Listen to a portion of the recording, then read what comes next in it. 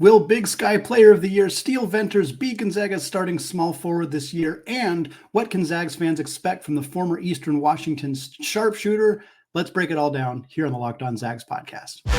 You are Locked On Zags, your daily podcast on the Gonzaga Bulldogs. Part of the Locked On Podcast Network. Your team every day.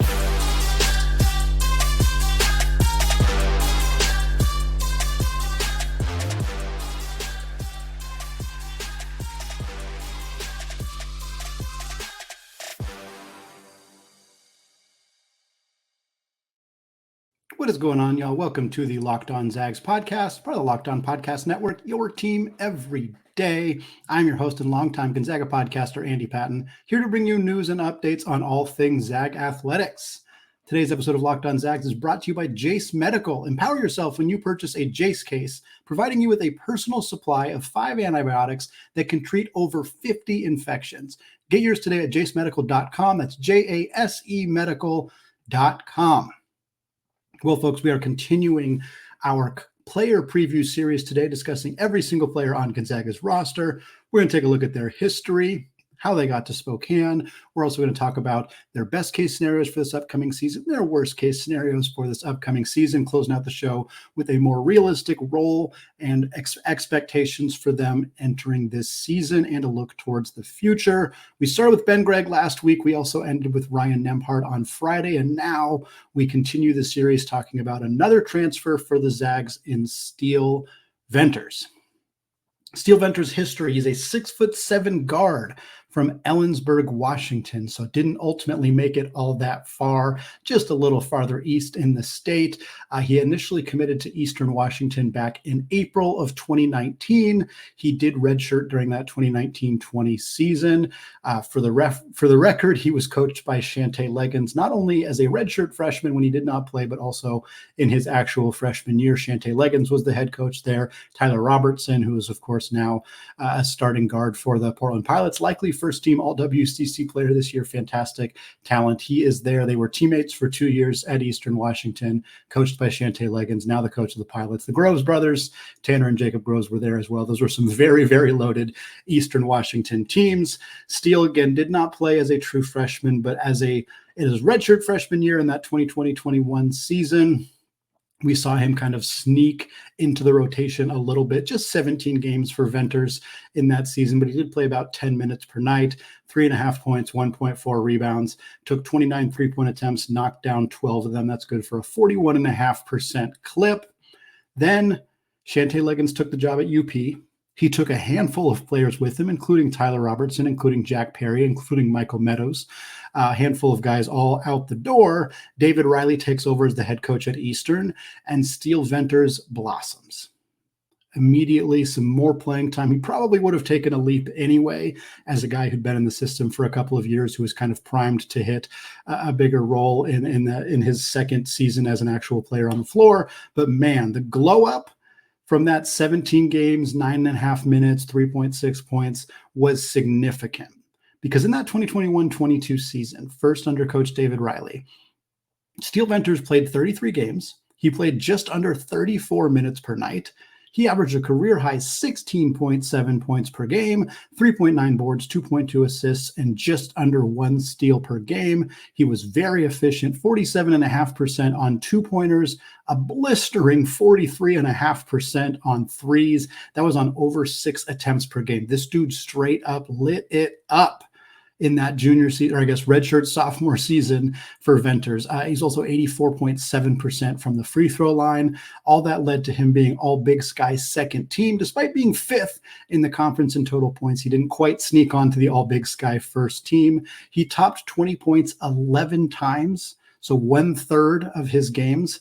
As a redshirt sophomore, he was over 20 points per game. That included a road game against Colorado, a theme we'll talk about a little bit more. Steele Venters tends to do some of his best performances against high-quality opponents. That's a really good sign for him entering the WCC, coming to Gonzaga, getting to play a lot more high-profile teams than he was playing with the Eagles at Eastern Washington.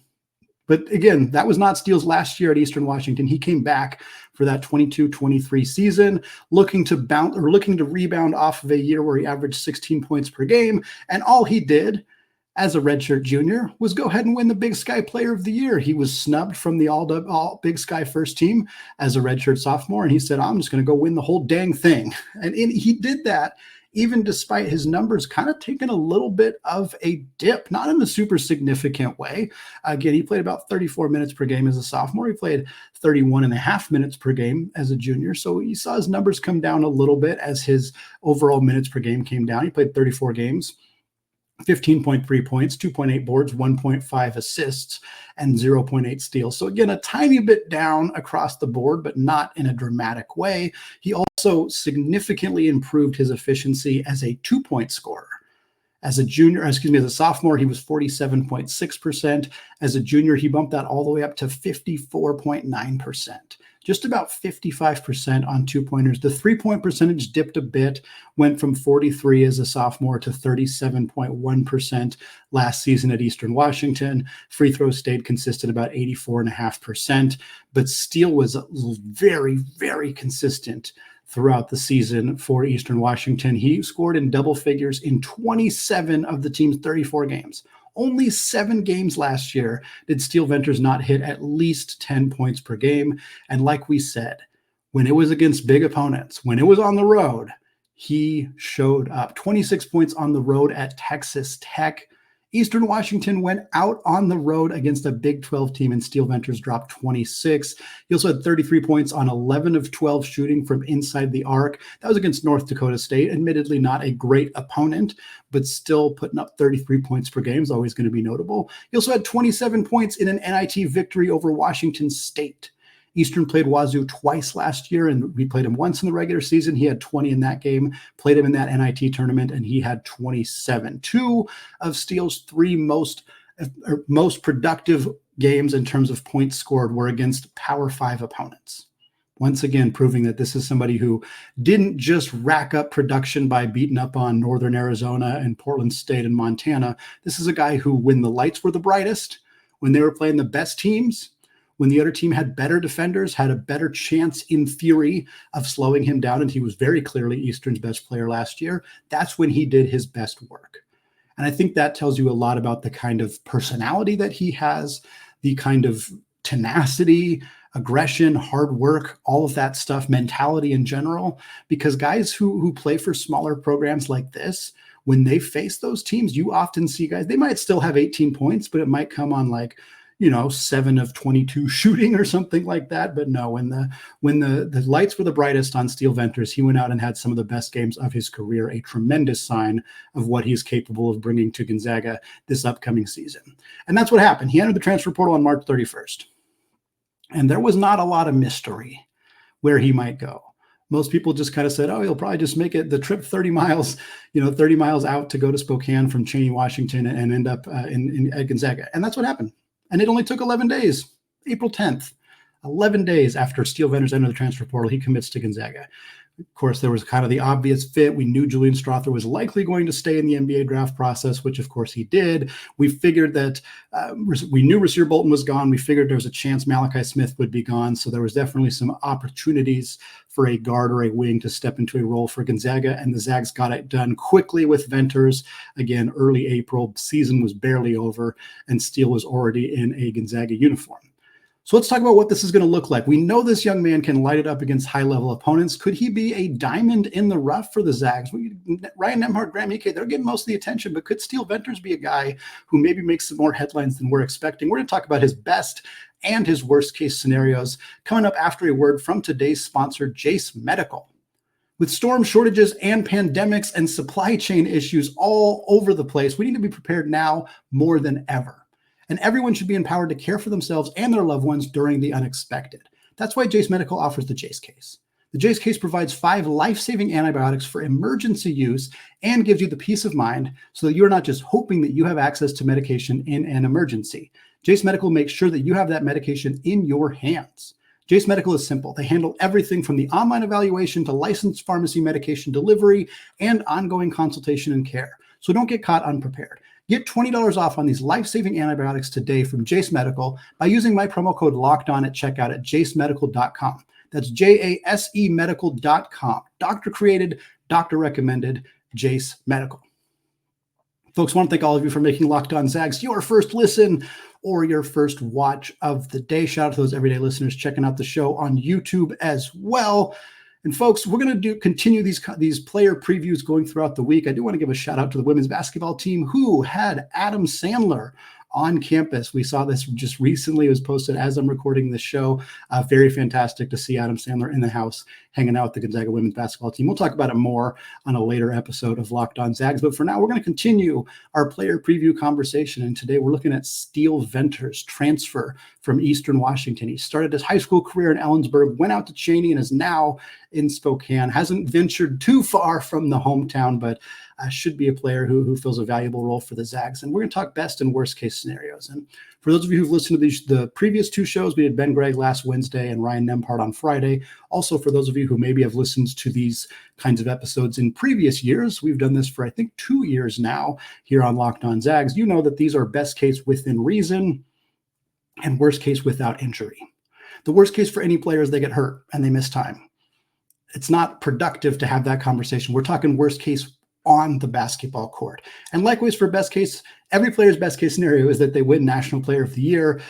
They are, All-American, et cetera, et cetera. But we're going to keep those within reason. For players where that makes sense, we'll discuss it. For players where it maybe doesn't make sense, we'll discuss what those realistic scenarios are. So for Steele Venters, the best case scenario is that he seamlessly steps into the role Julian Strother held for Gonzaga last year. Julian Strother was Gonzaga's secondary scoring option off of Drew Timme. I don't think that Steele Venters is going to be second on Gonzaga in scoring, but in a best case scenario for him, he is. He kind of operates in that similar role where when the offense breaks down, they get him the ball and he goes and gets a bucket. They drive and dish, get him the ball where he can shoot it, and he got that quick release, gets the ball up and scores. The best case scenario for Steele Venters is that the Ryan Woolridge effect is in play. Again, longtime listeners have probably heard me talk about the Ryan Woolridge effect. It's named after, of course, Ryan Woolridge, North Texas transfer who joined Gonzaga in that 2019-20 season. And Woolridge for 3 years at North Texas had been like a 32, 33% three-point shooter. And then in 1 year at Gonzaga, he shot like 42% simply because he was open a lot more than he had been at North Texas. He was not the focal point of the opposing team's defense. When you're the third or fourth or fifth option on your team, you are likely to find yourself with a lot more open looks than you previously had. I use Ryan Woolridge because it was very obvious that it happened for him, but it also happened for Rasir Bolton. It also happened for Malachi Smith. It has happened for a handful of other players who have transferred into Gonzaga and have immediately seen their three-point and overall field goal percentage increase because they are playing a different role. Steele Venters was the best player in the Big Sky last year. He is going to be the third or fourth option offensively most of the time for Gonzaga. In a best case scenario, that allows him, a guy who shot 37% last year, a guy who shot 43% the year before that allows him to fill a more complementary role as an outside shooter. He gets more open looks, and he shoots 50%. Malachi Smith shot 50% in WCC play last year from three. There is no doubt in my mind, especially if we're talking best case scenarios, that Steele Venters can meet or eclipse that mark. This dude could be a dead eye, making the three half the time type of shooter for Gonzaga. In a best case scenario for Steele Venters, playing with a point guard like Ryan Nembhard, playing with bigs like Anton Watson and Graham Ike, it puts less pressure on him. He is not the man. He doesn't have to score 15 a night, 16 a night. He doesn't have to score 20 points basically every time out. And that less pressure, he adjusts well to that. He understands his role. He is not asked to be the guy with the ball in his hands, making decisions, deciding whether to drive or pass, having to go attack the basket. He has a defined role. He understands that role, and he plays it to perfection. A best case scenario for Steele Venters does not eclipse his previous statistical outputs at Eastern Washington.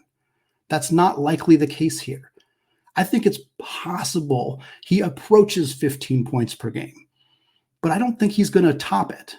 And I don't think that's necessarily the best for Gonzaga. The best is that he's maybe closer to 12, 13 points per game, but very efficient. That is the best case scenario for Gonzaga. That big increase we saw for him as a 2-point shooter, he went from he was at 45 to 56 or something like that. If he increases that again, if he's 58% on twos and something like 48, 49, 50% from three, that is the key. The volume will probably be less, but the efficiency will probably be higher. The best case scenario for Steele Venters is that the concerns that many have about his defense are unwarranted. They're alleviated by early in the season. I don't think the best case scenario for Steele Venters is that he's an all-defensive player in the WCC. I don't think that's particularly likely. But the best case scenario for Steele Venters is that he is a very adequate wing defender. He can use his size as a 6'7", 2'3". He's probably generally going to be guarding players smaller than him. He uses his length and his size to be an adequate defender in the WCC. That's the best case scenario for him defensively. Additionally, less pressure on him offensively allows him to focus more on defense. He doesn't have to worry about having to go get a bucket on the offensive end like he did at Eastern Washington, and he can maybe put a little bit more time and energy into what he's doing on the defensive end of the floor. Best case scenario for Steele Venters, he leads the WCC in free throw percentage. He is among the league leaders in three-pointers made. He's among the league leaders in three-point percentage. And quite honestly, a best case scenario for Steele Venters is that he is an all-WCC performer. I think all-WCC first team is pretty unlikely. I don't think it's impossible, but I think Ryan Nembhard and Graham Ike are very likely to have spots on the first team. I think Anton Watson is very likely to have a spot on the first team, or at least in that conversation. I don't think Gonzaga gets 4, but could Steele Venters be an all-WCC second teamer? Absolutely. Third teamer? I don't want to say probably, but like it seems pretty likely that could happen for him. Certainly an honorable mention could be in the conversation for him as well. But if we're talking best case, he's all WCC second team, and we're wondering why he didn't make the first team. Best case scenario for Steele Venters, he soaks up big minutes and he takes pressure off the freshmen. This is a team that is relying a lot on depth that hasn't played at college basketball before. Jun Seok Yeo, Dusty Stromer, Luka Krajinovic. Those are guys who could all conceivably fill that 3 role for Gonzaga. None of them have played college basketball before. In the best case scenario, Steele Venters can soak up enough minutes and play a kind of mentorship, lead by example type role that makes those guys' life easier. Maybe it doesn't help them a ton this year, but it helps them improve in their future. Next year, they're better because of what Steele Venters did this year. That kind of situation. The best case scenario for Steele Venters is that he's planning to return in the 24-25 season, and we're all pumped about it. We're happy to have him back. We're ready for another year with Steele Venters shooting the crap out of the basketball and playing that role to perfection as a key role player for the Zags. What are the worst case scenarios for Steele Venters? Well, the worst case is that he doesn't adjust to a more complementary role. Most of the players Gonzaga has added in the transfer portal, especially coming from lower majors like Ryan Woolridge, like Malachi Smith, like Steele Venters, most of them have adjusted pretty well. But sometimes there is an adjustment period. Malachi Smith's a good example of this. He struggled early in his college career, or early in his Gonzaga career. He went from being 35 minutes per game, leading scorer for his team, all while he was at Wright State and while he was at Chattanooga, to coming off the bench. And it was hard for him.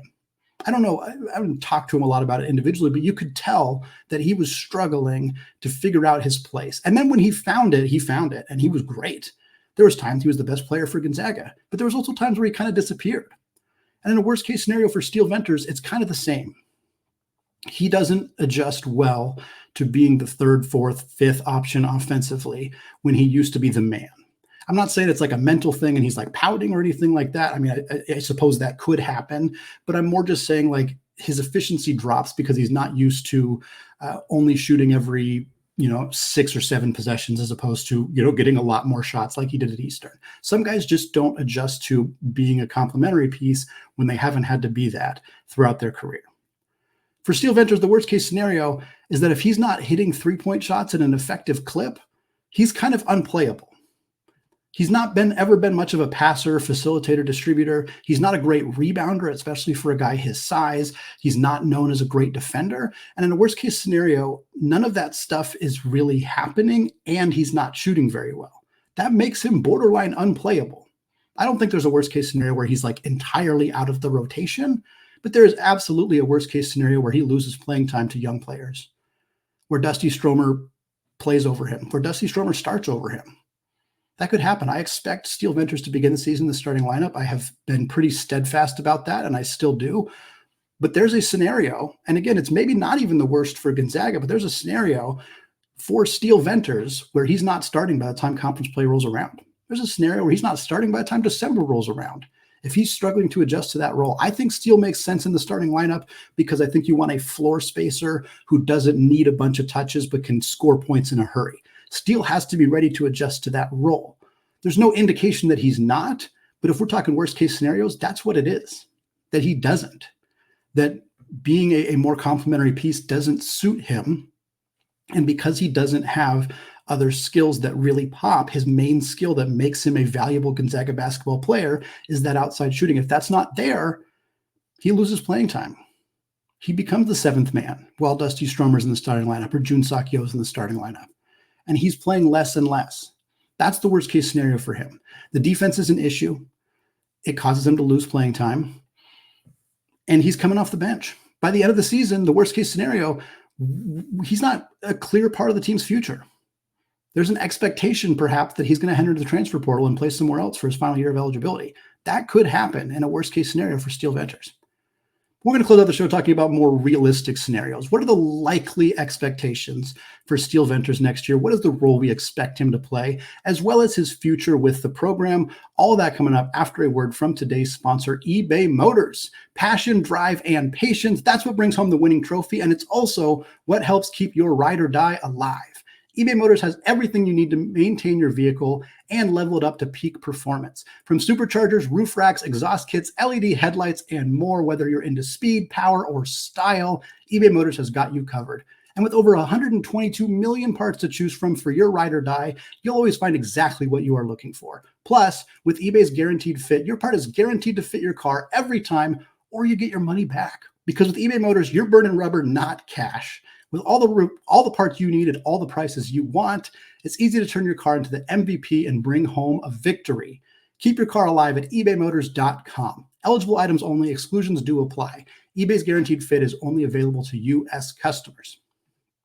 All right, folks, closing out the show today, continuing our player preview on Eastern Washington transfer wing Steele Venters, who's about to start his first season in Spokane, I should say, in the East. He's been in the Inland Northwest for a while, but now he's going to play in Spokane at the McCarthy Athletic Center. We talked about his best and worst case scenarios there, and now, as it tends to be, our realistic expectations, realistic role in production, somewhere in the middle. Now, I do expect Steele Venters to start the three. Once again, have not wavered from that expectation. Still think that that's the likely reality for Gonzaga. Mark Few tends to not play freshmen over veterans. They added Steele really early in the offseason. I don't think they would do that if they planned to eventually bring him off the bench.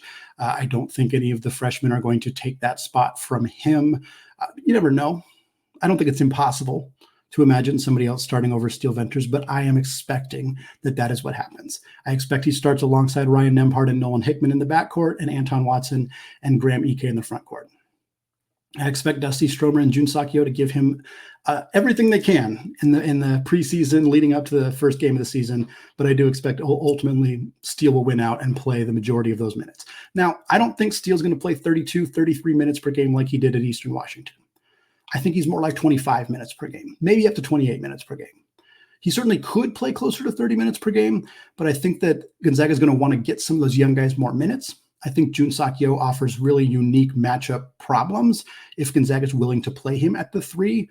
A lineup with Yeo at the three, Watson at the four, Ike or Ben Gregg or Braden Huff at the five is really challenging for opposing defenses. Gonzaga is going to out-rebound basically everybody, and I think bringing in lineups like that could be valuable. Similarly, Dusty Stromer, especially if he showcases the ability to be a strong defender from day one, could create situations where it makes sense to rotate Steele out a little bit more often, have those other guys creating matchup issues for opposing teams. Having said that, my guess is Steele still plays 25 to 28 minutes per night. And I think he's going to have his ups and downs. I do think that for any player kind of coming into this situation where they are asked to play a much different role than they've played previously, it takes a bit of adjusting. At the end of the day, though, Steele Venters, the man can shoot the basketball, and he's going to be good at shooting the basketball. He might have his off nights. Who isn't going to have their off nights? But I think ultimately we will see Steele Venters thrive in a complementary role as a starter for Gonzaga. I think he's going to play, by the time WCC play rolls around, he's going to be a 50% shooter from three, just like Malachi Smith was last year. I think we're going to see the same type of production from Steele Venters. I wouldn't expect a ton from him defensively. I wouldn't expect a ton from him in terms of rebounding or passing. He's a shooter. That's what he's going to do. He's not going to do a ton else. He hasn't shown in his college career that he does a ton other than that. And I don't think Gonzaga is going to ask him to be a secondary creator. They're not going to ask him to crash the glass. They're not going to ask him to lock down the opposing team's best player. They know what they're getting in Steele Venters, and they're going to ask him to do the one thing that he's really freaking good at. And I think he's going to do it, and I think he's going to do it really well.